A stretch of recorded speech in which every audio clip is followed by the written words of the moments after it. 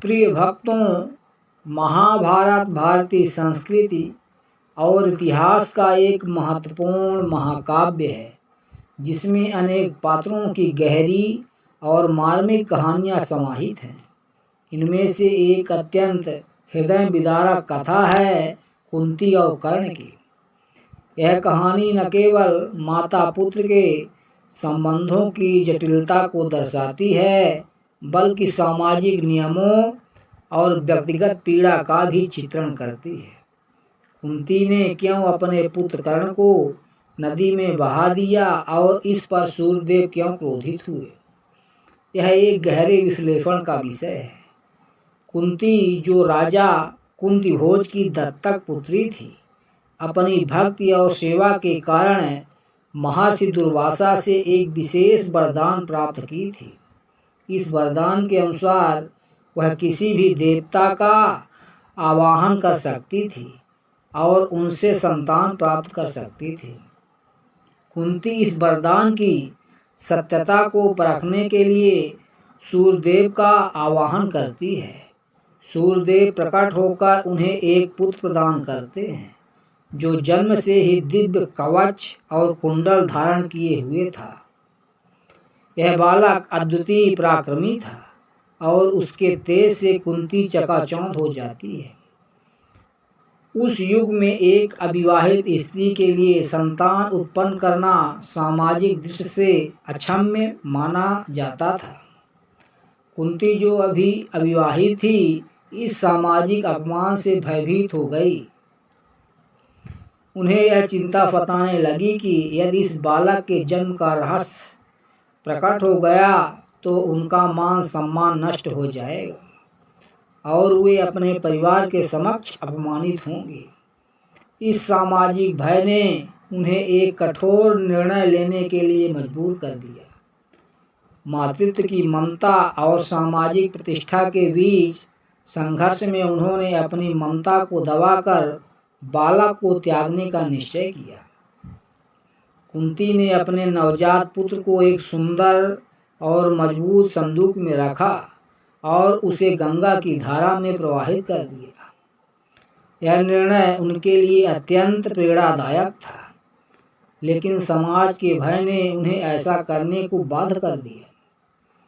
कर्ण को नदी के प्रवाह में छोड़ते समय उनकी आंखों में आंसू थे, परंतु वे विवश थे। उन्होंने मन ही मन सूर्यदेव से क्षमा मांगी और अपने पुत्र के उज्जवल भविष्य की कामना की।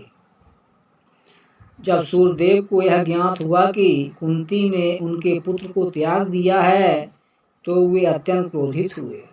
उनका क्रोध कई कारणों से स्वाभाविक था, क्योंकि सूर्यदेव ने अपने तेज से एक दिव्य योद्धा को जन्म दिया था और उसे इस प्रकार छोड़ देना उन्हें अस्वीकार लगा।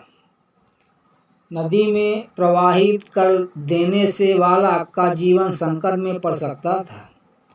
यदि अथिरथ और राधा उसे न पाते तो वह मर भी सकता था।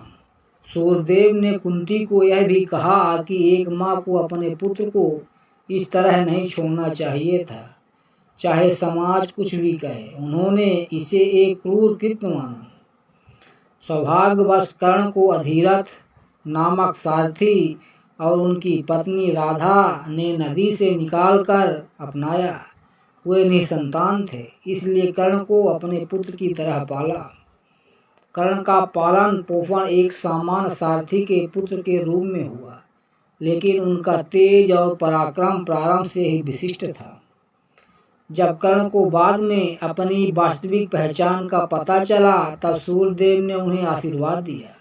उन्होंने कर्ण को यह समझाया कि उनका जन्म किसी साधारण उद्देश्य के लिए नहीं हुआ, बल्कि वे महानता के लिए ही जन्मे थे। कुंती द्वारा कर्ण का त्याग महाभारत की सबसे मार्मिक घटनाओं में से एक है।